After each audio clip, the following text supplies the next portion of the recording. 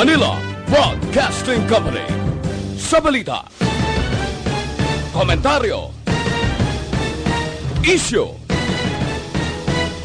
serbisyo publiko. Action Radyo Philippine Standard Time, alas 6:08. Ang oras ginadulong sa inyo sang Scant Marketing. Tagkimo.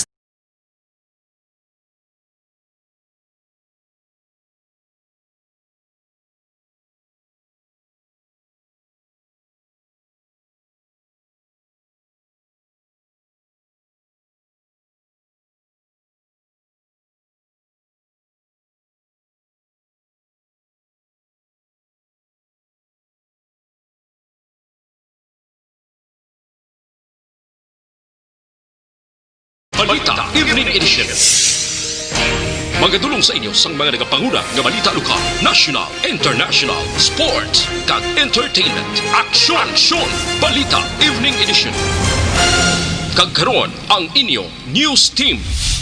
Una sa balita, una sa aksyon.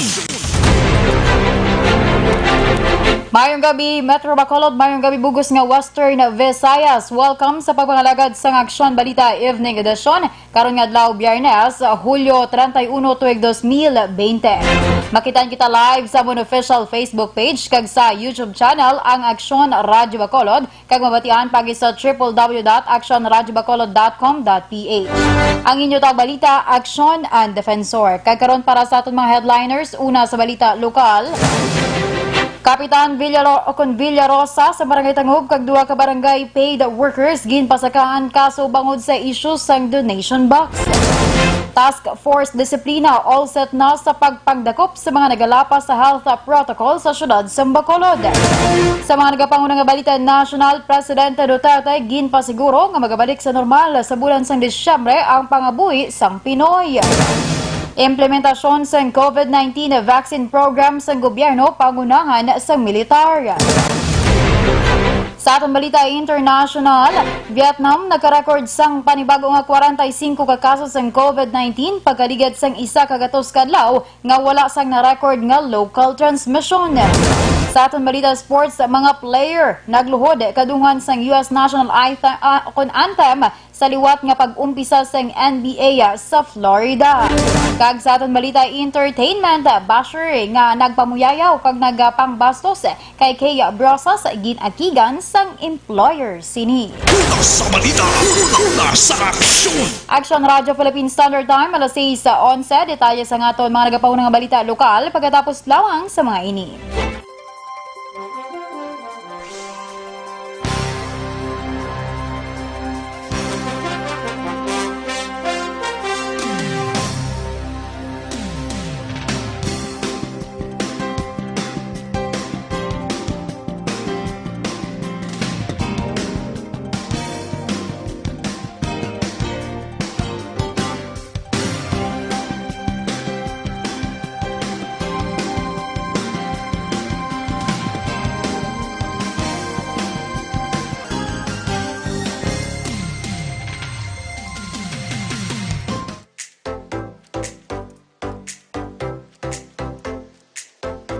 Mga ka-aksyon, madamo sa naglaylay na pamaagi at protektahan ang imong kaugalingon batok sa novel coronavirus 2018 o ng COVID-19.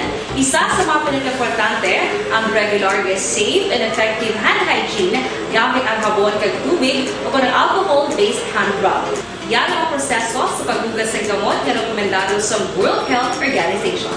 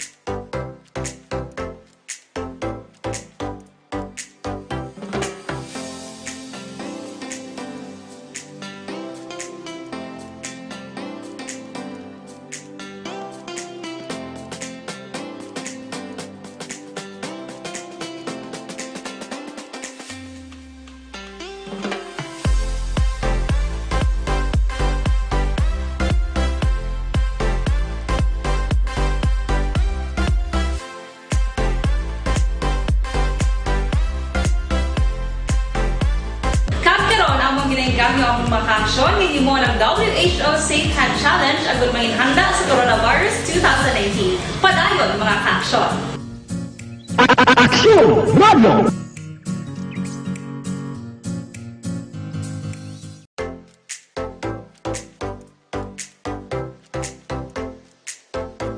Mga kaaksyon, madamo sa naglaylay na pamaagi at protektahan ang imong kaugalingon batok sa novel coronavirus 2018 o ng COVID-19. Isa sa mga pinaka-importante ang regular, safe, and effective hand hygiene gamit ang habon kag tubig o ng alcohol-based hand rub. Yan ang proseso sa paghugas ng gamot na rekomendado sa World Health Organization.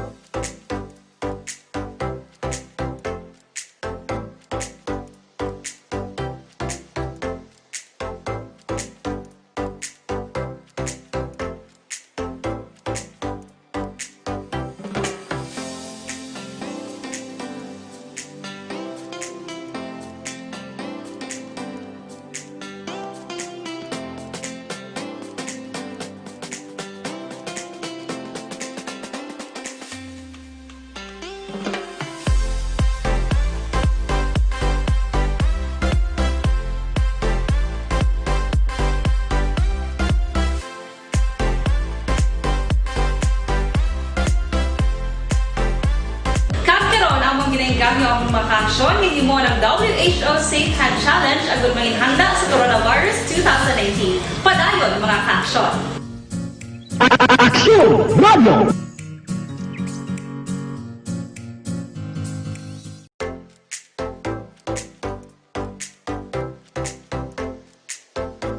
Mga kaaksyon, madamo sa naglaylay na pamaagi at protektahan ang imong kaugalingon batok sa Sa aksyon!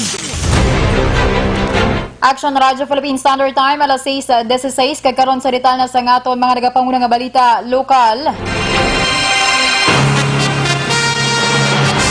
Ginpasakaan sa nga reklamo nga Anti-Graft and Corrupt Practices Act kag paglapas sa Bayanihan to Heal as One Act sang CIDG Bacolod si Barangay Tangub Kapitan Noli Villarosa kag duwa sini ka mga barangay paid workers nga sanday Alfredo Llames kag Nino Mateo matapos nag-viral ang mga letrato sa social media sa pagbutang sinis ang donation box sa gwa sa nga releasing area nga kung saliin ginapatigayon ang pagpanagtag sang ayuda sa idalom sang Social Amelioration Program. Suno kay Chief Master Sergeant Ramiro Gocotano ang investigator on case, nakabaton sila sang direktiba nagikan kay PRO6 Director Brigadier General Rilepa Muspusan nga imbestigahan ang nasambit nga issue. Dugang pa ni Gocotano sa koordinasyon sa Bacolod City Police Office, nagpatigayon sila sang case build-up rason nga nakatipon sila sang ebidensya kag napasaka ang complaint sa tung Hulyo 29. Suno kay Gocotano, magkabig nga korupsyon kag paggamit sa nga poder bilang kapitan ang ginhimo ni Villarosa. Sa barangay Tangub, ma'am, si Honorable Barangay Captain Noli Villarosa kag ang duha niya ka barangay paid worker na mo si Alfredo Llames kag si Nino Mateo, no? Ang root cause di ma'am kay during sa pag-release sa second tranche sa Social Amelioration Program, nag-went on viral ang gin-post sa natabo sa pagbutang nila sa donation box dira sa may releasing area sa barangay.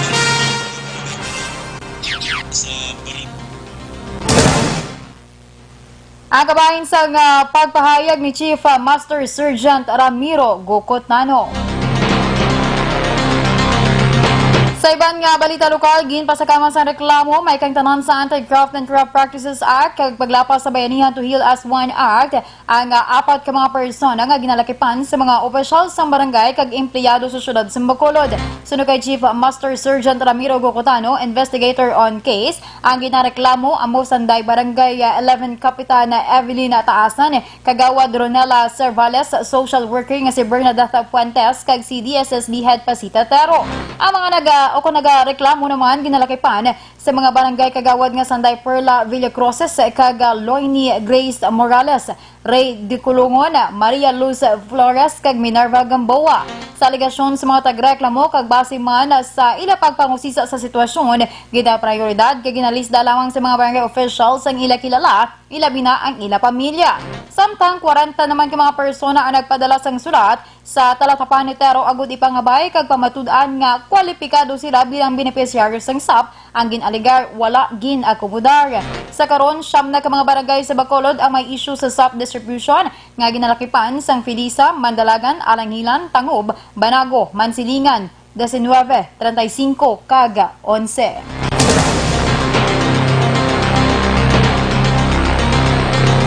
Sa dugang pangabalita lokal, all set na ang preparasyon sang Task Force Disiplina angot sa natalana nga implementasyon sang City Ordinance number 926 o ng Face Mask and Social Distancing Ordinance sa Bacolod. Sunod kay Vice Mayor Elcida Familiaran nga mo ang gidesignar sang alkalde bilang Vice Chair sa mga Task Force, istrikto na nila nga igapatuman ang pagpanakop batok sa mga individual nga nagalapas sa mga kasubuan. Dugang pa ni Familiaran magaserve bilang Task Force Supervisor si Wilfredo Giolingo nga pag-aupda naman sa nga pila ka mga ginpili kag organisado nga mga empleyado sang City Legal Office Enforcement Unit, POSO kag iban pa nga mga personal nagikan sa iban nga departamento nga ginalakipan sa nga 6 ka mga pulis nagikan sa Bacolod City Police Office. Sunod pa kay Familiaran na plano sang syudad nga i-deputize ang traffic enforcers para sa pagbulig sa nga mga kampanya. Ginklaro man sini nga wala nagkulang ang syudad sa pagpahibalo sa publiko angot sa ginapatuman nga health protocol, ilabi na nga nagpatigayon pa sila sang isa ka motorcade karon nga adlaw bilang kabahin sang ila information campaign. May uniform sila, employees na sila sa city government, sa enforcement unit, headed by ang atong task force supervisor, sini si Juan Taba Julingo. 6 policemen assigned sa aton. Upod na rin City Legal Office naton. Ang kabahin sa pagpahayag ni Bacolod City Vice Mayor Elcida Familiaran. Magasugod na buwas nga adlaw ang pagpanakop sa Bacolod Traffic Authority Office kung bitaw sa mga nag-aangkasanay sa motorsiklo nga wala nagabutang sang barrier. Inibilang pagsunod sa mando sa National Interagency Task Force kag Department of Interior and Local Government.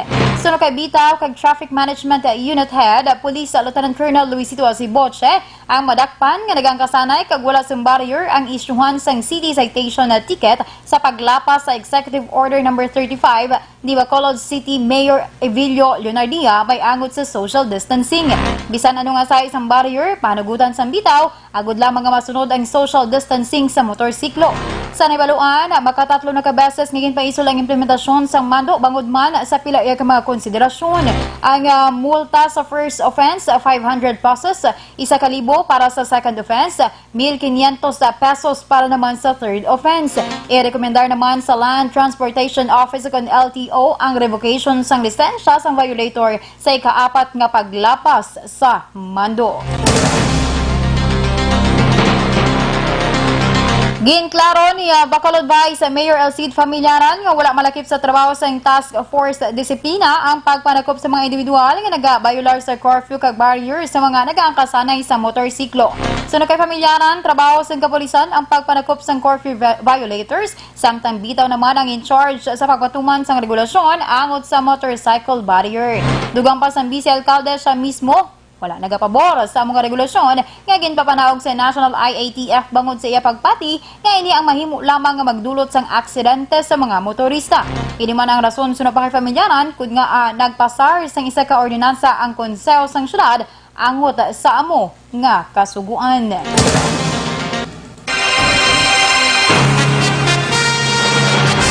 Sa katapusan nga balita lokal, Ginpahayag ni San Carlos City Mayor Rene Gostilo nga 80% na nga natapos ang gintukod nga building nga himuon bilang temporaryo nga COVID-19 facility sang syudad. Suno kay Gostilo, ang 6 ka bank houses gintukod sa sulod sang 5 ka hektarya nga duta nga himuon kun tani nga sports complex nga syudad nga nahamtang sa Barangay Rizal. Dugang pa ni Gostilo ang pasilidad nga gintukod nagbalor sa 10 milyones pesos kag isa diri ang himuon nga isolation facility samtang 5 ang pahamtangan sa mga persons under investigation. Ang kada bank house may ara sang 11 ka mga rooms kag may kanya-kanya man nga mga comfort room. Target ni Gostilo nga mangin operational ang pasilidad sa ikaduha nga semana sa bulan sang Agosto.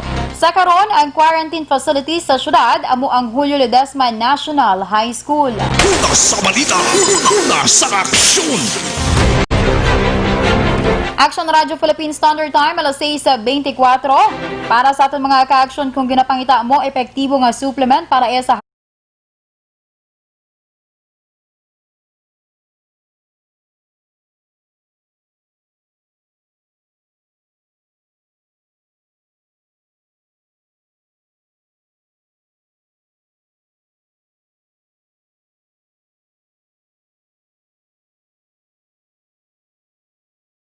mga balita nasyonal pagkatapos lamang sa mga ini.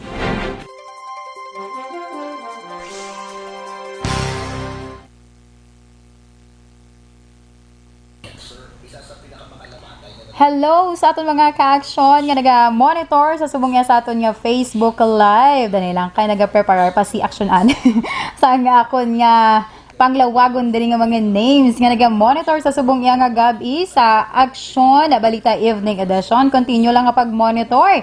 Kagat syempre follow man ang amon iya nga official Facebook page agud nga makakuha kamo update sa mga information na syempre ilabi na gid subong updated kita kinahanglan ining nahanungod iya sa COVID-19. Kaga especialmente diri sa Western Visayas or diri man mismo sa Bacolod City. By the way, mayong gabi sa kay Cyrus Cumla Silestre, sa kay Sir Bipoy Arquisola, kay Miss Girly Padayhaga Gakang, good evening. Sa kay Godfrey Gao, good evening Action An. As lang ko tani kung tuod nga magawad ka NBI sa adlaw nga pabalikon kanila. Kag hindi mo mabalikan, expire na kuno, dapat magawad liwat salamat. Hindi lang gid ko may kompleto or may ideya gid sa sining issue about sa NBI, pero mas maayo nga magpamangkot na lang gid kamo kami ara na sila ilaman nga Facebook page. Try to message na lang para makakuha kagid sang insakto nga sabat sa imo iya nga pamangkot, Sir Godfrey Gao. Sakay Sir kay nong Mark Jason Locsin, good evening. Naga-monitor siya, greet sila kuno Mrs. Ya. Nagapamati sila dira sa barangay Takuling. Salamat gid nong. Sakay Suzette Nansan watching Hong Kong. Happy evening Action An. Happy evening man dira sa imo ma'am. And sakay Jessery Galvez Somdi Shopping. Okay. Good evening, shopping. Ano ni saman? SMDI. Okay. SMDI Shopping. Greeting coming from SMDI Shopping Bacolod City. Sige. Salamat, gid. Sa kay January Tarasona naga-monitor man dira sa Bredco Port. Mayroon nga pagpamati. Sa kay Claire Buendia. Good evening, watching from Morsha. Mayroon nga pag-monitor. Sa kay Ray Villalon nga nag-share na sang akon nga nga tawag ni sang akon man nga subong nga program. Madamo nga salamat. Continue monitor lang diri sa amon kag para makingin updated kamo sa aton nga mga latest man nga mga information diri lamang sa Action Radio Bacolod. Sa liwat, madamo gid nga salamat kay continue lang sa padala man diri sang inyo nga mga message kay kun may time section an mabasahan gid ina naton. Salamat.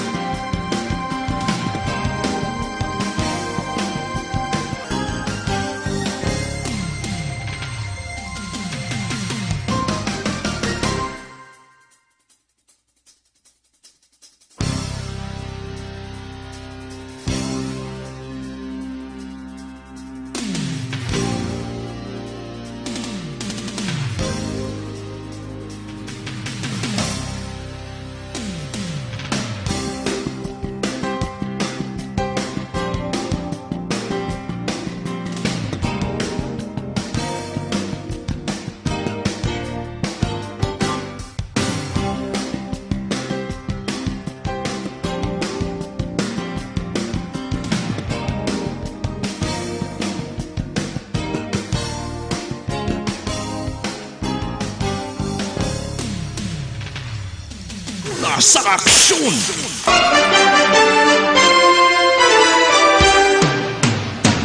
Kakaroon salita na sa nga ito mga nagapangunang balita national, gindeklarar ni Presidente Rodrigo Duterte nga magabalik sa normal ang kabuhi sa mga Pinoy sa bulan sang Desyembre matapos nga nagahilapit na nga mangin available ang bulong para sa COVID-19. Sa iya televised sa public address, ginpahayag sang Presidente nga may positibo na nga resulta sa clinical studies sa mga potential vaccines kag treatments. Ginpasiguro man sang Presidente nga hindi magbalik sa new normal ang pungsod kag sabaylo magabalik sa normal. Sunod kay Presidente Duterte, may pila ka mga pharmaceutical companies sa China kag Estados Unidos ang nagpatigayo na sang test sa ila potential medicine sa pagbulong sa COVID-19 patients. Tugang pa ni Duterte ang mga kompanya nga ginalagipan sa Pfizer kag Moderna nagahulat na lamang sa final approval para sa distribution sa bulong para sa publiko.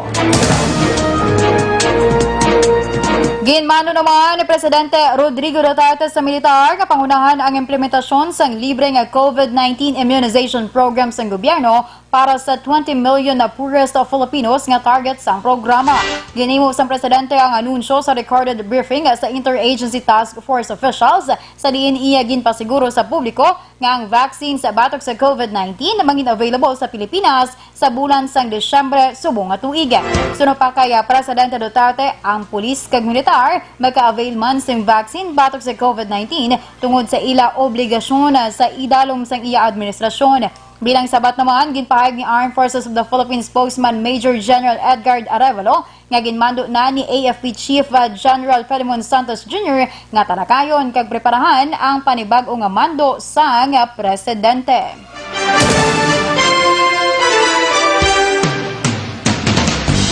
Ginakonsiderar sa karon sang gobyerno ang pag-require sa publiko nga magsuksok sang face shield samtang yara sa pampubliko nga lugar bilang dugang nga proteksyon batok sa COVID-19. Sunod kay Trade Secretary Mon Lopez, ini ang ginakonsiderar sang Interagency Task Force on Emerging Infectious Diseases nga i-encourage ang publiko nga maghimo sang tikang para sa prevention kag manikawan ang transmission. Dugang pa ni Lopez kun basihan ang pagtuon ang face shield na pamatud-an nga 99% nga magkapugong sa transmission, ilabi na kung gamiton nga nakasuksok man sang face mask. Sa katapusan nga balita national, ginpahayag ni Health Undersecretary Rosario Vergere nga ang ginhimo nga retagging sa masobra 37,000 ka mga asymptomatic kag mild COVID-19 cases ginbase sa scientific evidence. Ginhimo ni Vergere ang pahayag sa resulta nga masobra 37,000 COVID-19 recoveries ang narecord sa sulod lamang sa isa ka adlaw sang Hulyo 30 tungod sa retagging sang asymptomatic kag mild COVID-19 cases bilang recoveries matapos nga mayara na sa improvement sa tanan nga data. Sunod kay Vergere, ang asymptomatic patient magkabig na nga naka-recover sa masakit kung ini ang wala nagbatsyag sang sintomas sa sulod sang 14 ka adlaw halin sang ginkuhaan sang RT-PCR test.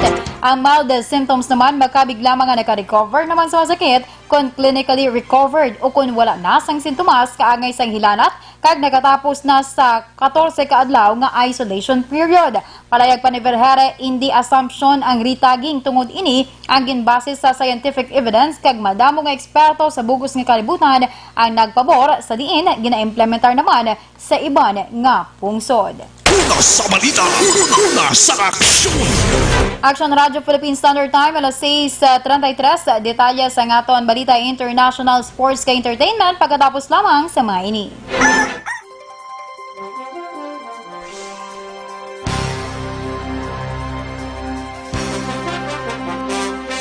Ever ready to drink coffee with vitamin D?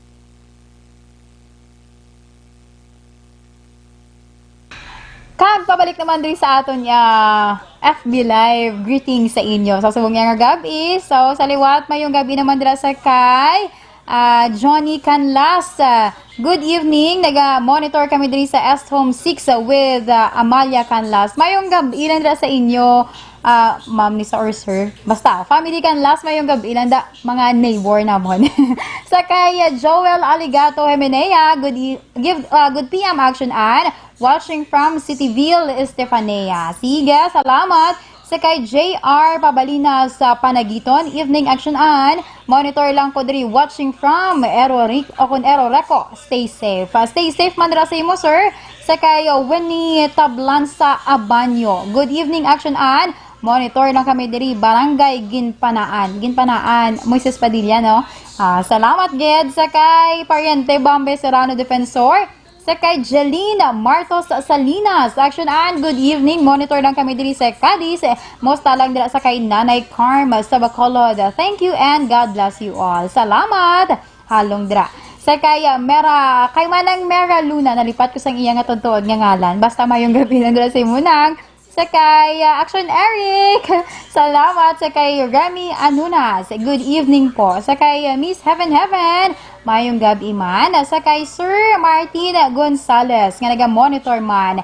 Sa kay Cody Masasala. Good evening. Greet ako na si Inday Jenny. Day Jenny, mayong gabi. Sa kay Emmy Esmeralda Dolido. Good evening, Action An. Patambyaw man sa tatay ko. Elias Dolido. Sang Barangay Palomas sa Banwaseng Valladolid. Salamat! Kasi sa Tope, Dami Toper Quebrar. Good PM is watching here at Metro Bacolod Hospital. Thank you. Pa-shoutout lang kay Tope Quebrar. Nagapamati gid subong. Sige, shoutout lang sa kay Tope Quebrar. Mayong gabi lang dila sa imo, sir. Marla nga pag-monitor. Kung may time pa karon si Action Auntie ba kahingagaw, kung maka-greet pa ko sa inyo dari nga mga late nga mga message. Basta continue lang pag-monitor. Sa kay Dari Pastrana gali. Good eve, Miss Anne from Barangay 5, Bacolod City. Sige, marla nga pag-monitor. Kag madamo gid nga salamat. Stay safe kung dira mga ka-action. Ni Charito de la Cruz.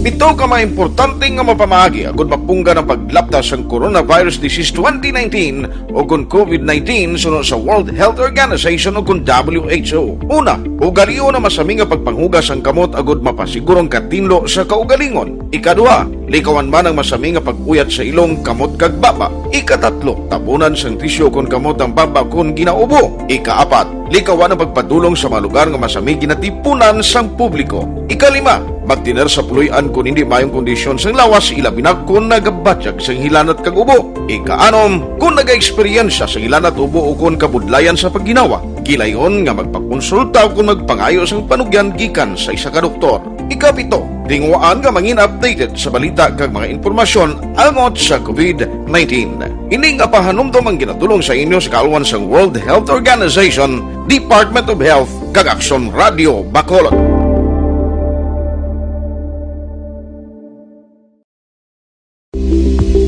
Ito ka mga importante nga mapamagi agud mapungga ng paglaptas ang Coronavirus Disease 2019 o kung COVID-19 sunod sa World Health Organization o kung WHO. Una, ugaliyo na masami nga pagpanghugas ang kamot agud mapasigurong katinlo sa kaugalingon. Ikadua, likawan man ang masami nga pag-uyat sa ilong kamot kag baba. Ikatatlo, tabunan sang tisyo kung kamot ang baba kung ginaubo. Ikaapat, likawan ang pagpadulong sa mga lugar nga masami ginatipunan sang publiko. Ikalima, magtiner sa puluyan kung hindi mayong kondisyon sang lawas, ilabi na kung nagabatyag sang hilanat kag ubo. Ikaanom, kung naga-eksperyensya sa hilanat ubo o kung kabudlayan sa pagginawa. Kilayon nga magpakonsulta o kung magpangayo sang panugyan gikan sa isa ka doktor.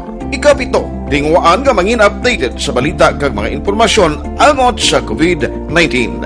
Ining apahanumdom ang ginatulong sa inyo sa kaalwan sang World Health Organization, Department of Health kag Action Radio Bacolod.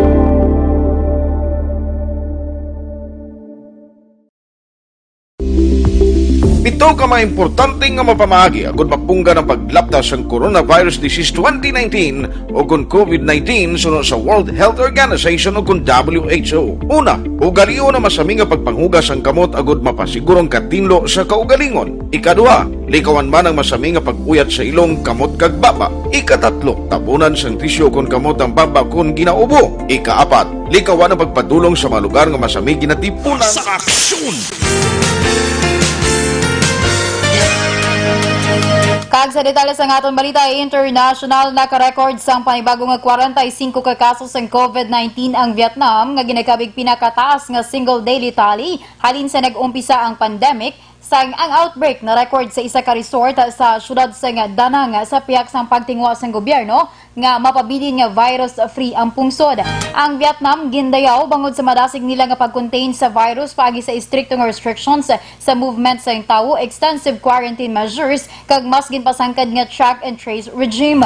Wala na naka-record sang locally transmitted infection ang Vietnam sa sulod sang isa ka gatos ka adlaw, apang nagbag-o sa sulod lang sang weekend matapos isa ka lalaki sa sur nga bahin sa syudad sa Da Nang ay nagpositibo sa COVID-19. Ang beach resort sa syudad sa Da Nang masami nga ginadagsa sa nga madamo nga tawo kag tungod sa natabo malapit sa isa ka gatos ay nagpositibo nga nagtuga naman sa kaalarma sa mga health authorities.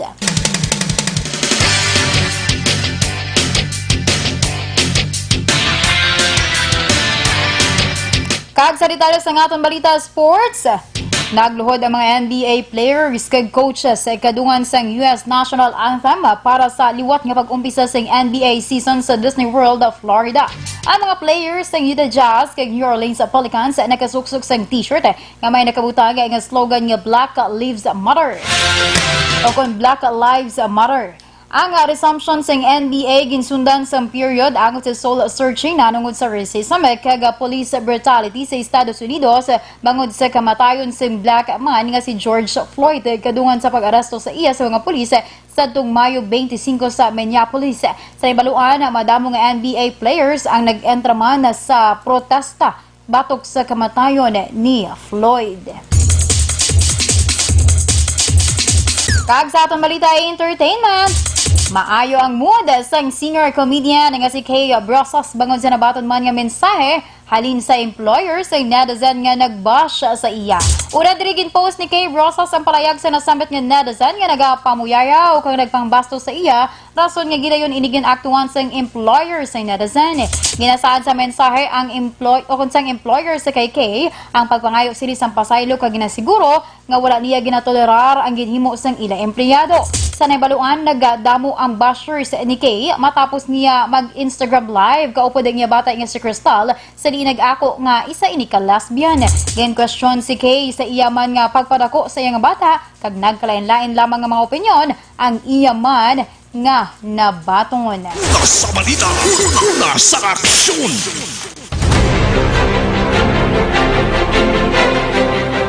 Action Radio Philippines Standard Time alas 6:42 kag inyo ginpamatian ang kabugusan nga detalye sa ato mga natipon nga balita diri lamang sa Action Balita Evening Edition karon nga adlaw Biyernes, Hulyo 31, tuig 2020. Sa liwatang inyo tag balita, Action and Defensor. Una sa balita, una sa Action sa Bacolod Action Radio.